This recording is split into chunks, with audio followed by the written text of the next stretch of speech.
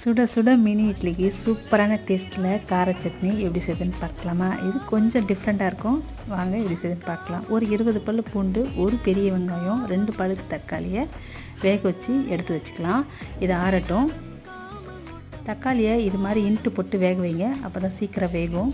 இப்போ ஒரு பேனில் 2 டேபிள் ஸ்பூன் எண்ணெய், 1 டேபிள் ஸ்பூன் கடுகு, 1/4 டீஸ்பூன் வெந்தயம், 1 டேபிள் ஸ்பூன் வெள்ளை உளுந்து சேர்த்து காரத்துக்கு ஏற்ற மாதிரி காஞ்ச மிளகா போட்டு நல்லா கலர் மாற வரையும் வறுத்து அதையும் ஒரு தட்டில் மாற்றிக்கலாம். இப்போது தக்காளி நல்லா ஆறினதுக்கப்புறமா அது மேலே இருக்கிற தோலெல்லாம் உரிச்சிட்டு நம்ம ஒரு மிக்ஸி ஜாரில் மாற்றி நம்ம வறுத்து வச்ச மிளகா உளுத்தம் பருப்பையும் சேர்த்து தேவையான உப்பு தண்ணி சேர்த்து நல்லா நைஸாக அரைச்சிக்கலாம்.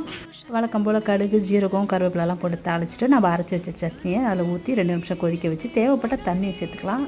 தண்ணியாக சாப்பிட்டா அந்த சட்னி சூப்பராக இருக்கும்.